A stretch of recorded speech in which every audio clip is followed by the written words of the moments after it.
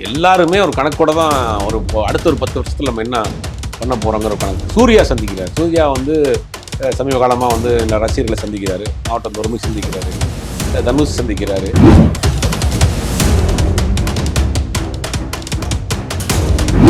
அப்போ ஒருத்தர் முன்னுதாரணமா போறப்ப அதை நோக்கி தான் போவாங்க. விஜய் அரசியல் கொண்டாரு, அது ஒரு 10 வருஷம் முன்னாடி போட்டு வச்ச பிளான் இருக்கும். விஜயகாந்த் வந்தாரு, நம்மளும் ஒரு 10 வருஷம் கழிச்சு போவோம், மன்றங்களை ஸ்ட்ராங் பண்ணுவோம்.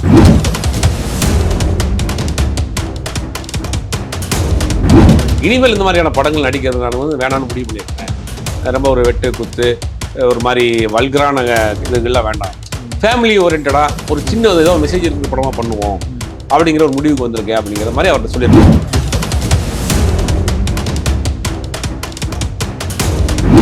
அதான் இண்டஸ்ட்ரிக்குள்ள பெரியதா பார்க்கப்படுது. ஏன்னா ஏற்கனவே டூரிஸ்ட் ஃபேமிலி படம் பெரிய ஹிட் ஆனதுக்கு பிறகு இந்த சக்சஸ் மீட்டே சொன்னார், படம் ஓடிச்சுங்கிறதுக்கான சம்பளம் ஏற்ற மாட்டேன், அதே சம்பளம் தான். ஆமா,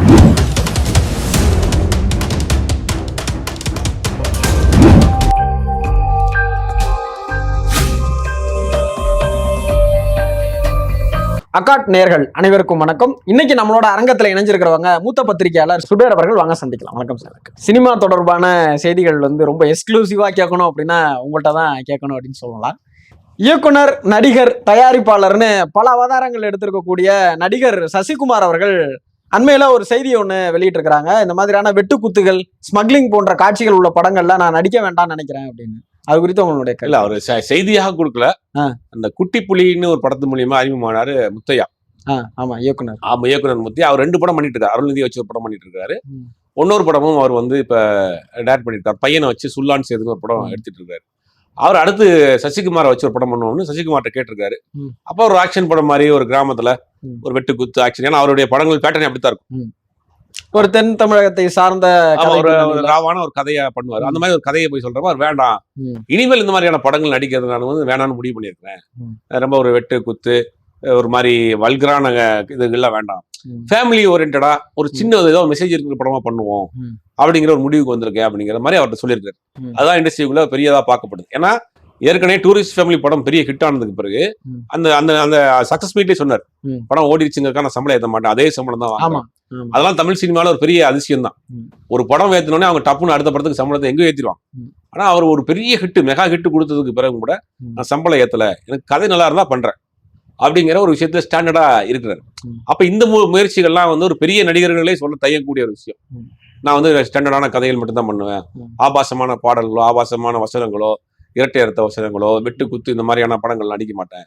ஓரளவுக்கு ஃபேமிலி ஓரியன்டான ஒரு குடும்பத்தோடு பார்க்கக்கூடிய படம், அதில் சின்னதாக ஒரு மெசேஜ் இருக்கக்கூடிய படங்களை தேர்ந்தெடுத்து நடிக்க போறேன். சம்பளம் ஒரு பெரிய விஷயம் கிடையாதுங்கிறதுல ரொம்ப தெளிவா இருக்காரு. அது ஒரு பெரிய அளவுல இப்ப இண்டஸ்ட்ரிக்குள்ள பேசுறாங்க. இப்படி ஒரு நடிகர் தமிழ் சினிமாவில் இருக்கிறாரா? நீங்க வந்து பணம் கிடைச்சா வாங்கி போட்டு என்ன வேணாலும் செய்யலாம், பணம் கொடுத்தா அந்த விளம்பரத்தில் நடிக்கிறாங்க, இந்த டிவி ஷோல நடிக்கிறாங்க, என்ன வேணாலும் செய்யக்கூடிய ஆட்கள் இருக்கிற இந்த நிலைமையில இன்னைக்கு பாத்தீங்கன்னா ஒரு 40+ தாண்டி அவர் வந்துட்டார். ஏன்னா அதான் உங்கள்கிட்ட நான் மறிச்சு கேட்கணும்னு நினைச்சேன். சுப்பிரமணியபுரம் மாதிரியான ஒரு திரைக்கதை வந்து எழுதி எடுத்து இயக்கி நடிச்ச ஒருத்தர் இந்த மனமாற்றத்திற்கான காரணம் என்னவா இருக்கும்? அதான் ஒரு 40+ வந்துட்டாரு, ஒரு இண்டஸ்ட்ரிக்குள்ள 15 வருஷமா இருக்கிறாரு. சினிமாங்கிறது ஒரு நல்ல மீடியமா இருக்கு போய் சேர்றதுக்கு. இளைஞர்கள் மத்திய தப்பான ஒரு விஷயத்தை கொண்டு போய் சேர்க்க கூடாது. ரெண்டாவது ஃபேமிலி ஓரியன்ட் படங்கள் மக்கள் ஏத்துக்கிறாங்க. சமீபத்துல வந்து பெரிய ஹிட் ஆன எல்லா படமே ஒரு ஃபீல் குட் மூவியா வேண்டும், அது மக்கள் பாக்குறாங்கல்ல. பிரம்மாண்ட படங்கள், ஒரு மாதிரி ஃபேண்டசி படங்கள் எதுவுமே ஓடலையாது. ஆனா அதே நேரத்துல தலைவன் தலைவின்னு ஒரு படம் பண்றாங்க, ஒரு ஃபேமிலி டிராமா. டூரிஸ்ட் ஃபேமிலின்னு பண்றாங்க, அது ஒரு ஃபேமிலி டிராமா. இந்த மகன் டிராகன் ஒரு படம் பண்றாங்க, அதுக்குள்ளேயுமே அப்பா பையனுடைய சென்டிமெண்ட் ஸ்ட்ராங்கா இருக்கு. அப்ப இந்த பேஸ் வந்து தமிழ்நாட்டுல வந்து ஸ்டாண்டர்டா இருக்கு. இதை நம்ம உழைச்சிட வேண்டாம், நம்மளும் திருப்பி அதே மாதிரியான படங்கள் பண்ண வேண்டாம். அப்ப இது மக்கள் ரசிக்கிறாங்க அப்படின்ற ஒரு முடிவும் அவரு எடுத்துக்கிறதுக்கு வாய்ப்பு. ரெண்டாவது ஒரு டிராவல் பண்ணிட்டாரு, 15 வருஷம் ஆயிடுச்சு, 40+ வந்துட்டாரு. இனிமேல் திருப்பி போய் கையில வந்து அறுகளோட ஓட வேண்டாம், அந்த மாதிரி வேண்டாமே, அது போர் அடிச்சு அந்த ரிஸ்க் எல்லாம் எடுக்க வேண்டாம் அப்படிங்கிற மாதிரி அந்த ஒரு மனமாற்றம் வந்திருக்கலாம். ஏதாவது சமுதாயத்துல நம்மள வேற மாதிரி பாக்குறாங்க. இன்னைக்கு சசிகுமாருக்கு இன்னைக்கு சினிமா நடிகர்களை தாண்டி சசிகுமாருக்கு ஒரு நல்ல ஒரு இமேஜ் இருக்கு, ஒரு அண்ணனா பாக்குறாங்க, அழைக்கக்கூடிய ஒரு இது. அப்படிங்கும் அந்த இமேஜ் நம்ம கெடுத்துட வேண்டாம், பணத்துக்காக கெடுத்துட வேண்டாங்கிறது ஒரு முடிவு எடுத்துருக்கலாம்னு நான் நினைக்கிறேன். பட் அது பல நடிகர்கள் செய்யணும். அவங்களுக்கும் ஒரு நீங்க ஒரு 3 படம் பண்றீங்கன்னா கமர்ஷியலா 2 படம் பண்ணுங்க, ஆத்மார்த்தமாக ஒரு படம் பண்ணுங்க, இந்த சமுதாயத்துக்கு ஏதோ பயனுள்ள ஒரு படம் பண்ணுங்க, நல்ல மெசேஜ் சொல்லக்கூடிய படம் பண்ணுங்க அப்படிங்கிறதுக்கு இவர் முன்னுதாரணமா இருக்கிறாருங்கிறது உண்மையிலேயே வரத்தக்க ஒரு விஷயம். அப்படி செய்யறதுக்கு சாத்தியம் இருக்குமா? இல்ல, அது இருக்க மாட்டாங்க. சினிமாவில் வெளியில பேசுவாங்க, சில பேர் நடைமுறையில் வேற மாதிரி இருக்கும். வெளியில வந்து ஒரு பெரிய தன்னை வந்து ஒரு காந்தியா புத்தனா காமிச்சுக்கிறாங்க, உள்ள போய் பாத்தீங்கன்னா இருக்கிற அயோக்கியத்தனம் பூரா அவங்க பண்ணுவானுங்க வெளியில ஒரு இமேஜ். ஆனா உள்ளுக்குள்ள வந்து சத்தம் இல்லாம இந்த வேலையெல்லாம் செய்யற ஒரு நடிகராக இன்னைக்கு இவர் இருக்கிறார் சசிகுமார் இருக்கிறது. உண்மையிலேயே அது வந்து ஒரு பாராட்டக்கூடிய விஷயம், வரவேற்கக்கூடிய விஷயம், பலருக்கு முன்னுதாரணமாக இருக்கிறோம். நீங்க குறைந்தபட்சம் ஒரு உச்ச நட்சத்திர நடிகர்கள் அவங்க படத்துல சில காட்சிகளை ரொம்ப வல்கராவோ ரொம்ப கான்ட்ரவர்சியாவோ அந்த மாதிரி இதெல்லாம் தவிர்த்துக்கிறது கொஞ்சம் நல்லது. அகைன் அதே மாதிரியே இயக்குனரா, நடிகரா, பாடலாசிரியரா, பாடகரா, இசையமைப்பாளரான்னு எல்லா விதத்திலையும் பல அவதாரங்கள் இருக்கக்கூடிய நடிகர் தனுஷ் அவர்கள் வந்து இயக்கி இருக்கிற படம் இட்லி கடை. அந்த படம் அடுத்த வாரம் திரைக்கு வர இருக்குது. அதுக்காக ஒவ்வொரு ஊர்லயும் ப்ரமோஷன் பண்ணிட்டு இருக்காரு. இது குறித்து நீங்க எப்படி பாக்குறீங்க? இல்ல படம் வந்து பாத்தீங்கன்னா ஒரு அதுவும் ஏற்கனவே ஃபேமிலி பேக்ட்ரா படம் தான். ஒரு அதாவது அவங்க அப்பா அம்மாவுடைய ஊர்ல அங்க நடந்தக்கூடிய ஒரு கேரக்டரை வச்சு டெவலப் பண்ணி படம் பண்ணிருக்காரு. அங்க ஊர்ல அவர் வாழ்க்கையில அவர் பார்த்த சம்பவம் அல்லது கேள்விப்பட்ட சம்பவமா தான் இருக்கும். மேக்ஸிமம் பார்த்திருக்க சம்பவமா இருக்காது. அவங்க லீவ் ஏதாவது போயிருப்பாரு ஊருக்கு, அங்க பார்த்துட்ட செய்திகளை வைத்து ஒரு கதையை பண்ணி பண்றாரு. ஒரு ஃபேமிலி ஒரு பேஸ்டு ஸ்டோரி. இவ சமீப காலமா அந்த மாதிரி படங்கள் தான் போயிட்டு இருக்கு. அதனால வில்லேஜ் ஃபேமிலி பேக்ட்ராப்ல ஒரு படம் பண்ற ராஜ்கிரண், சத்யராஜ் அப்படின்னு ஒரு பெரிய நித்யா மேனன் ஒரு பெரிய ஸ்டார் காஸ்டோட படம் பண்றாரு. 1ஆம் தேதி படம் ரிலீஸ் ஆக போகுது. அதுக்குடைய ப்ரமோஷன் வந்து ஒவ்வொரு மாவட்டத்துக்கா போறாரு. திருச்சி, கோயம்புத்தூர் அப்படின்னு ஒரு மாவட்டங்களா போய் அங்க பேசிட்டு இருக்கிறாரு. படத்தை பத்தி நிறைய பேசுறாங்க. இதுக்கிடையில வந்து 2 நாளா ஒரு சோசியல் மீடியா முழுவதும் மாதம்பட்டி ரங்கராஜோட கதை தான் இட்லி கடை அப்படின்னு கிளப்பி விட்டாங்க. அதுக்கு வந்து தனுஷே விளக்கம் கொடுத்துட்டாரு. சத்தியமா கிடையாதுங்க, அந்த மாதிரி கூட அந்த கேள்வி கேட்டாங்க. இந்த மாதிரி மாதம்பட்டி ரங்கராஜோட கதை தான் நீங்க எடுக்கிறீங்களான்னு. நீங்க எப்படி கால்குலேட் பண்றாங்க பாருங்க. இட்லி கடைன்னா இவர் வந்து மாதம்பட்டியா தான் இருக்கும் கால்குலேட் பண்ணி இவங்களே ஒரு கதையெல்லாம் ரெடி பண்ணி போட்டாங்க. அதை வந்து மறுத்திருக்காரு. இது வந்து எப்படின்னா ஒரு ஊரை விட்டு தொழில் நிமித்தமாக வெளிநாடுகளோ வெளியூருக்கு போன ஒருத்தருடைய வாழ்க்கையில் திருப்பி ஊருக்கு வந்து என்ன செய்யறாரு அப்படிங்கிற ஒரு டிரான்ஸ்மிஷன் தான் கதை. அது ராஜ்கிரண் வந்து அங்க ஒரு முக்கியமான கேரக்டர்ல பண்றாரு. ஒரு ஃபேமிலி அட்டாச்மெண்டான ஒரு படம். பெரிய மாபெரும் நடிகர் பட்டாளத்தோட தான் வந்திருக்கிறாரு. அவர் டைரக்ட் பண்றாரு. ஜி பிரகாஷ் மியூசிக் பண்ணியிருக்காரு. நேஷனல் அவார்டு வாங்கின நித்யா மேனன் கூட நடிச்சிருக்காங்க. அந்த படத்துல புரோட்டா கடை வச்சிருந்தாங்க, இந்த படத்துல இட்லி கடை வச்சிருக்காங்க அப்படின்னு போட்டுட்டு இருக்காங்க. படத்துக்கு ஓரளவுக்கு எதிர்பார்ப்பும் இருக்கு. ஒரு குடும்ப தலைவி கதாபாத்திரம்னா எல்லாரும் கண்ணை முட்டு முதல்ல எழுதுற பேரு நித்யா மேனன்ற மாதிரி. இல்ல, அதை தாண்டி அவங்க பெர்ஃபார்மன்ஸ் வைஸும் பண்றாங்க. அதனாலதான் அவங்கள சூஸ் பண்றாங்க. இந்த படத்துலயுமே நிறைய அவங்க தனுஷுக்கும் அவங்களுக்கும் வந்து நிறைய இது கூட இருந்துச்சு, சின்ன சின்ன இஷ்யூஸ் எல்லாம் கூட இருந்துச்சு ஷூட்டிங் ஸ்பாட்ல.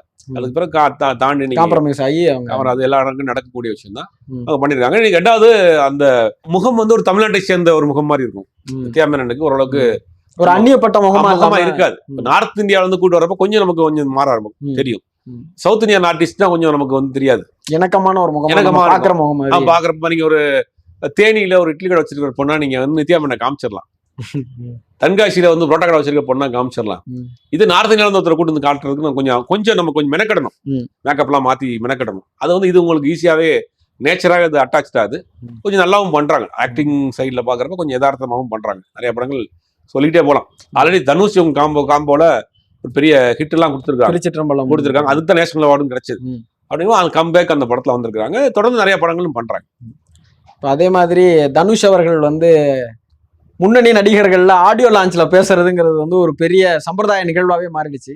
அப்படி அவரு பேச்சுக்கள் எல்லாமே பல சமயங்கள்ல வந்து விமர்சனத்துக்குள்ளாயிருக்கு, பல சமயங்கள்ல கவனிக்கப்பட்டிருக்குது. இப்ப அவரும் ரசிகர்களை ஞாயிற்றுக்கிழமை சந்திச்சுக்கிட்டு இருக்காரு. அவருக்கு ரசிகர்கள்லாம் வேல் கொடுத்துருக்குறாங்க. வேற எதுவும் கணக்கு இருக்கா அதுக்கு பின்னாடி? இல்ல, எல்லாருக்குமே ஒரு கணக்கு இருக்கு.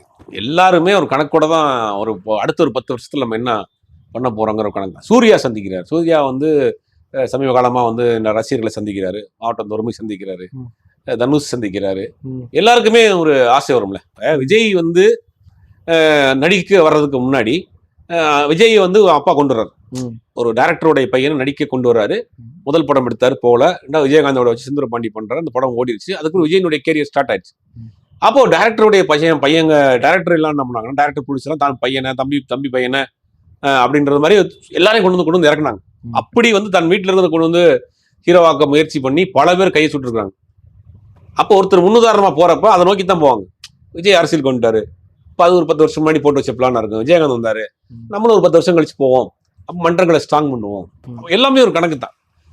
இப்போதைக்கு இருக்காது, பிற்காலத்துல அது மாதிரி இருக்கலாம் அப்படின்னு ஒரு கணக்கோட திடீர்னு இப்ப ரசிகர்கள் அடிக்கடி சந்திக்கிறது, வேல் கொடுக்கறது, அவர் விஜய் சூர்யாவும் அடிக்கடி சந்திக்கிறது அப்படின்னு பாக்குறப்போ அவங்க எல்லாம் வந்து நலத்திட்ட உதவிகள்லாம் கூட வழங்கிட்டு இருக்காங்க. பெண்களுக்கு புடவை கொடுக்குறாங்க, ஸ்கூல் குழந்தைங்களுக்கு பேக் கொடுக்குறாங்க. இதெல்லாம் தனுஷ் அவர்கள் பண்றாரு, நிறைய பண்ணிட்டு இருக்காரு. அப்ப ஏதோ ஒரு பிற்காலத்துல நமக்கு அது பயன்படுமே, ஒரு விதையை ஊண்டி வைப்போமே, உச்சத்துல இருக்கும்போது வந்து விட்ட கேரியரை விட்டு வந்துட்டேன்னு சொல்லாமே அப்படிங்கறதுதான் ஒரு கணக்கு. அப்போ சினிமா துறையில இருந்து ஒரு அரசியல் போயிருக்காரு. ஒருவேளை விஜய் சக்சஸ் ஆயிட்டான்னு வச்சுங்க, நிறைய திப்பு கிளம்பி வருவாங்க. ஒரு நடிகர் டைரக்டருடைய பையன் ஹீரோ வாய்ஸ் சக்சஸ் ஆனதுனால நிறைய டைரக்டர் வந்து தன்னுடைய பையனை ஹீரோவா போட்டு படம் எடுத்து கையை சுட்டு பொருளாதார ரீதியாக மிகப்பெரிய இழப்பை சந்திச்சாங்க விஜயினுடைய வருகைக்கு பிறகு. அதே மாதிரி விஜய் இங்க அரசியலுக்கு போறாரு, சக்சஸ் ஆகி போயிட்டாருன்னா அதுக்கு பிறகு சினிமால இருந்து கும்பலா வரும். விஜய் முன்மாதிரியா வச்சுக்கிட்டு வர ஆரம்பிப்பாங்க. விஜய் கடையை மூடிட்டாருன்னா எல்லாரும் திருப்பி பெட்டிக்குள்ள போயிடுவாங்க. அப்ப இதுக்கெல்லாம் ஒரு முன்னேற்பாடுகளாக சில வேலைகளை எல்லா நடிகர், இவர் மட்டும் கிடையாது, நிறைய பேர் அந்த வேலைகளை செஞ்சுட்டு இருக்காங்க. சார், ஆல்மோஸ்ட் ஒரு 50 வருஷத்துக்கு மேல ஏவிஎம் திரையரங்கம் வந்து ரொம்ப குறைந்த கட்டணத்துல திரையிட்டு இருந்தாங்க.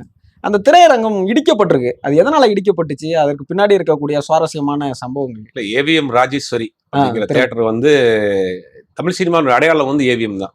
அந்த உலக உருண்டை சுத்திக்கிட்டு இருக்கும். பலருக்கும் கனவே வந்து அது உள்ள போயிட மாட்டோமாங்கிற கனவு இருந்துச்சு. இப்ப அந்த உருண்டை மட்டும் தான் இருக்கு. உள்ளுக்குள்ள இருக்கக்கூடிய பல ஃப்ளோர்ஸ் இருந்துச்சு, படப்பிடிப்பு தளங்கள் இருந்துச்சு.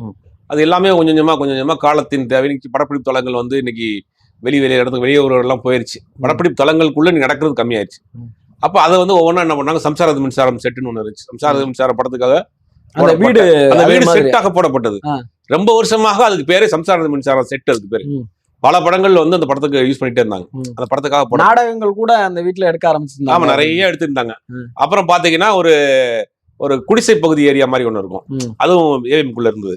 அப்புறம் ஒரு காலனி வீடு செட்டப் இருந்துச்சு. இதெல்லாம் இருந்துச்சு ஏவிஎம்ல ஒரு காலத்தில் இருந்தது. இன்னைக்கு கொஞ்சம் கொஞ்சமா ஏவிஎம்னுடைய அந்த அவங்க வந்து பெருசா இன்னைக்கு ப்ரொடக்ஷன் பண்றது இல்ல, பெருசா அதுல வருமானம் வர்றது இல்ல. அப்ப பிரிச்சுக்கிட்டாங்க, நிறைய சொத்துக்களை பிரிச்சுக்கிட்டாங்க. அப்படிங்கும் போது நீங்க அந்த படப்பிடிப்பு தளங்கள்லாம் கொஞ்சம் கொஞ்சமா போய் நீங்க ஹாஸ்பிட்டலு, இந்த பக்கம் ஒரு ஷாப்பிங் காம்ப்ளெக்ஸ் அப்படின்னு போயிருச்சு. ஒரு சின்ன அளவுல மட்டும் உள்ள சினிமா சம்பந்தமான வேலைகள் இருக்கு. மீதி எல்லாத்தையுமே அவங்க ஆல்மோஸ்ட் முடிச்சுட்டாங்க. அப்படி ஒரு என்ட்ரன்ஸ்ல பக்கத்துல இருக்க ஒரு தியேட்டர் தான் ஏவிஎம் ராஜேஸ்வரி தியேட்டர். தியேட்டர்ல ஒரு காலத்துல மக்களுக்கு கூட்டமா படம் பார்த்த நிலைமை இன்னைக்கு மாறிடுச்சு. அப்ப அதையும் வந்து இவங்க வேற ஏதாவது முடிவு பண்ணலாம், வேற ஏதாவது அப்பார்ட்மெண்ட்டா கட்டலாமா, காம்ப்ளெக்ஸா கட்டுறாங்களான்னு தெரியல. பட் இப்ப ஏவிஎம் அதை வந்து லாஸ்ட் அந்த படத்தோட முடிச்சுட்டு இப்ப அதை இடிக்கக்கூடிய வேலைகளை நடந்திருக்கு. சினிமா தியேட்டர்கள் சென்னையில பல இடங்கள்ல அது வந்து லேண்ட்மார்க்கா இருக்கும்.